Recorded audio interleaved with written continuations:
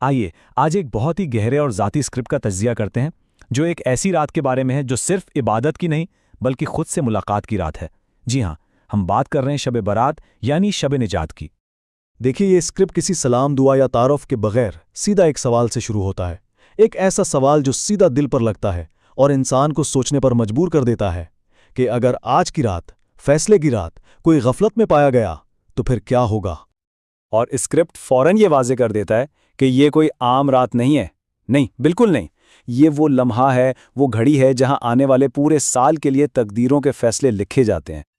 اور یہیں آ کر اس رات کی اصل سنگینی کا اندازہ ہوتا ہے۔ یہ ایک ایسی رات ہے جہاں فیصلے ہوتے ہیں، نام لکھے جاتے ہیں، کچھ لوگوں کو نجات مل جاتی ہے اور کچھ شاید اپنی ہی غفلت کی وجہ سے خود کو کھو دیتے ہیں۔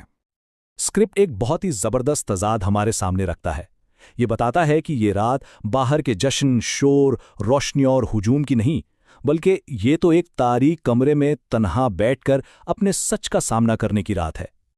تو پھر اس رات کون سی چیز قبول ہوتی ہے؟ اسکرپٹ کہتا ہے کہ اس رات دلیلیں، بہانے، جواز یہ سب بیکار ہیں۔ یہاں صرف ایک ہی کرنسی چلتی ہے اور وہ ہے خالص بے ریا سچائی۔ اور یہ جملہ سنیے، اگر اس رات آنکھ سے آنسو نہ گرا تو عبادت پر نہیں اپنے دل پر شک کرو۔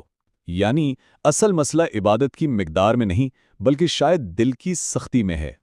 یہاں ایک بہت ہی گہری بات کی گئی ہے کہ ایک زندہ دل کی نشانی ہی ندامت کا احساس ہے۔ اگر پورا سال گناہوں میں گزرنے کے بعد بھی دل میں کوئی پچھتاوا، کوئی کسک پیدا نہیں ہوتی تو کیا وہ دل واقعی زندہ ہے؟ اچھا، تو پھر رحمت کسے ڈھونڈتی ہے؟ اسکرپٹ کے مطابق رحمت دکھاوے اور عوامی نمائش میں مصروف لوگوں کو نہیں بلکہ ان لوگوں کو تلاش کرتی ہے جو خاموشی اور عاجزی سے چھپ کر اپنے رب کو پکارتے ہیں۔ رحمت کو ٹوٹے ہوئے دل پسند ہیں۔ اور بات صرف رونے کی بھی نہیں ہے۔ اسکرپٹ یہ بھی بتاتا ہے کہ ایک سچے، قابل قبول آنسو کے بھی کچھ اجزاء ہوتے ہیں۔ یہ کوئی بے سوچے سمجھے کیا جانے والا عمل نہیں ہے۔